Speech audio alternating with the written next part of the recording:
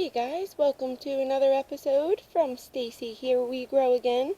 Today we're going to talk about sunshine blue blueberries and how to grow them, what to do when you bring them home. The first thing you're going to want to do is, they usually come pretty small. Now this is about 2 years old, this sunshine blue blueberry bush, and they are the sweetest of the sweetest blueberries.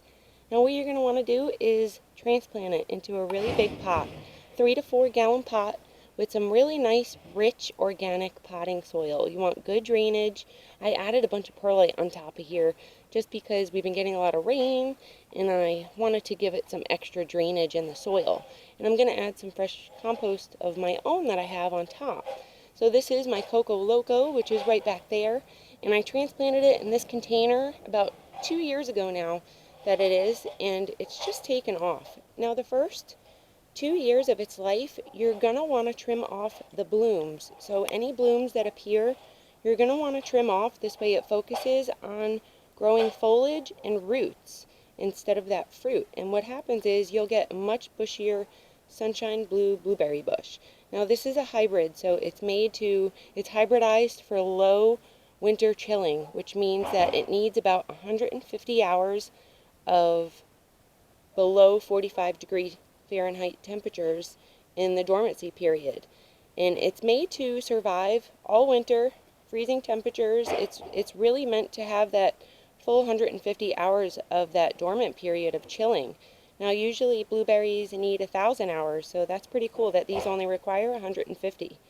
And for the food, what I use is either half strength when it's growing, actively growing for the spring and summer. It starts growing in late spring into the summer, produces all summer, sometimes into late October, so that's pretty cool. And then they can be planted all year round. And what I usually use in the vegetative growth when they're actively growing is Miracle-Gro nutrients at 1 tablespoon per gallon of water, or my Dyna-Gro. Now my Miracle-Gro is a 24-8-16 NPK. This Dyna-Gro is a 795, so if I use Miracle-Gro on my plants in the growing season when they're producing flowers and stuff, I usually give a bloom nutrients once every 3 weeks or so. And then in between, I give my Miracle-Gro. You don't want to use these two at the same time when you're feeding. You want to switch off each week. So this bloom really helps to give, the blooms and your yield, higher yield, healthy yield, has a lot of phosphorus in it, low nitrogen, which is what you want in the blooming stage. Now you can either use this or you can use Dyna-Gro at half strength, but then you're cutting your phosphorus and potassium out. So my Dyna-Gro is a 795, and it usually does pretty good in the blooming stage. During veg, I use a tablespoon per gallon of my Miracle-Gro, which is actively growing in late spring to summer. And then in the fall time, when I'm backing off a little bit, or when it's in late blooming, I switch off to my Dyna-Gro nutrients, which gives it the extra phosphorus and potassium it needs along with the bloom. So between this and that, these products work great together. It's the same company. Another thing you want to watch out for with blueberries and blackberries is the soil pH. Now they are acid-loving plants, so you really want to make sure you test that soil pH. I actually invested in a 3-way moisture meter because the soil test kits can be really tough sometimes to use and just read. Now this one is about 10 bucks at Lowe's. It's a 3-way. It has moisture, light, and pH on it. pH is usually towards the right. What you want to do is just carefully, they have little readers on the bottom, so you don't want to really goop those up too much or bend them. And just plop it down in the soil on the furthest side of the pot so you don't disturb any roots or nothing. And then our soil pH is really high. This side is acidic, which is 3.5, the lowest it reads, and then the highest it reads is 8. And look at where my needle is. It's right between the 7 and the 8. So this soil is way too alkaline for my blueberry bush. They are supposed to be at a 5 to a 5.5. Now how I adjust that is my pH down. This stuff is really good.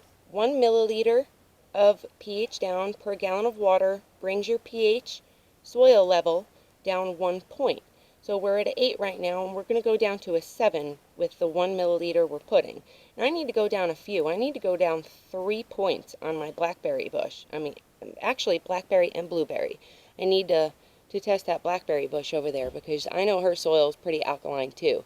And she needs to be at like a 6.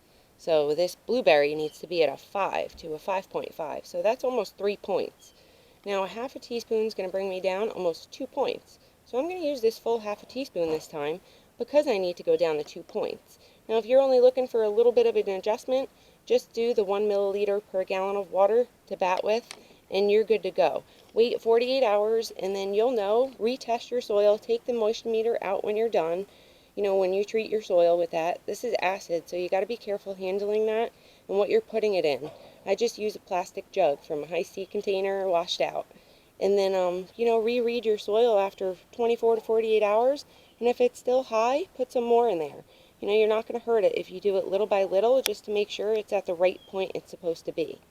And then for pruning flowers off and stuff when you bring it home, you really want to prune the flowers off so it focuses on that fruit and foliage. Now, I didn't do that here. And you can see how it's spaced. See, there's no foliage right here, and this side kind of grew bushy. It grew all off because I didn't prune them flowers off in the first couple of years. But it's not necessary, you don't have to do it. Now, in the winter time, I don't cover this girl unless we get down to below freezing for more than a week, which is really unusual here in Florida. But I'll take that cover off. It's just a light sheet I throw over her.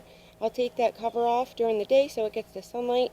During the day, you don't want your plants to die with that sheet on them. You want them to get that sunlight. When it warms up, you can take that sheet off, give them the sunlight, and then cover them back up if you need to, if you're getting freezing temps.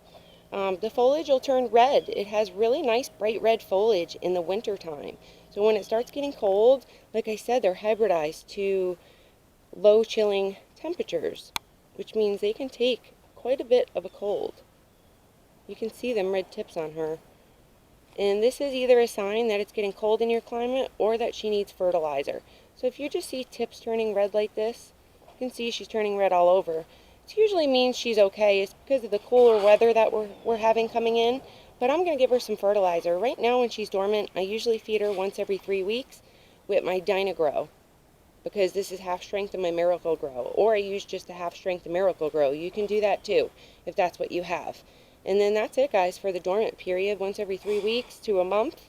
And that's about it. That's all I can think of. Keep her well watered in the growing season during the summer when she's pushing out and, you know, making new flowers and fruit. You want to make sure that soil stays constantly moist and wet.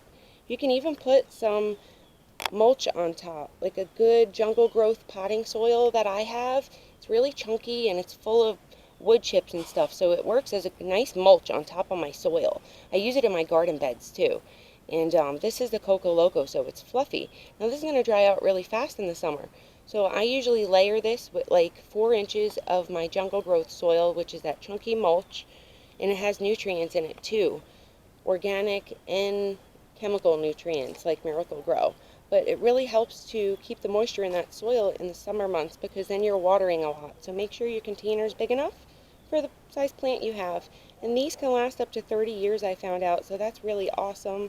I hope this video helped you guys in the best way possible to take care of your blueberry or blackberry bush that you have. Happy growing, guys. Bye-bye.